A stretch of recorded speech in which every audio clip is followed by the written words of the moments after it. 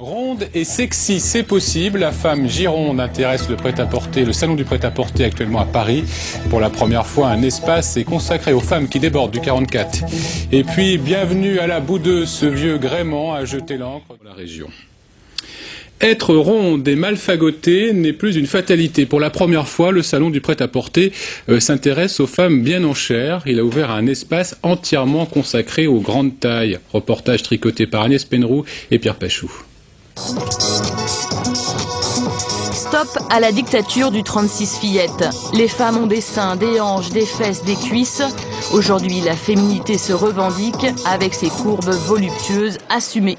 C'est décidé, les critères du prêt-à-porter évoluent, même si les poids plumes tracent toujours les grandes lignes de la mode. Pour la première fois, le salon du prêt-à-porter s'ouvre aux rondeurs.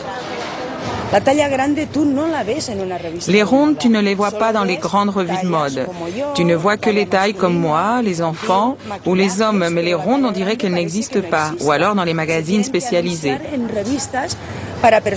Nous, on travaille pour extraire les rondes de ce ghetto et mettre les grandes tailles dans la rue.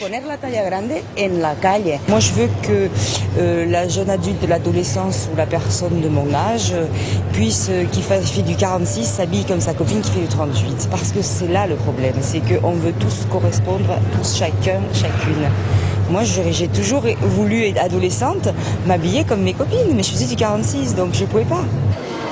Les femmes ont pris 6 cm de tour de taille. 40% des Françaises s'habillent en 44 et plus. Alors, aujourd'hui, pour les clientes coquettes comme Monique, c'est toujours laborieux de trouver de beaux tissus et de belles coupes qui épousent les formes généreuses.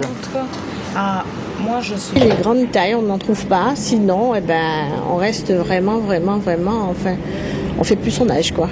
Effectivement, à la ménopause, on grossit et il faut absolument avoir des boutiques où c'est très difficile d'avoir trouvé des boutiques qui sont 44, 46, 48.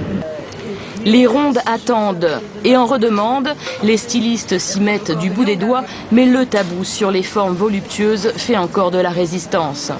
Pour la petite anecdote, sachez quand même que Marilyn Monroe portait du 46.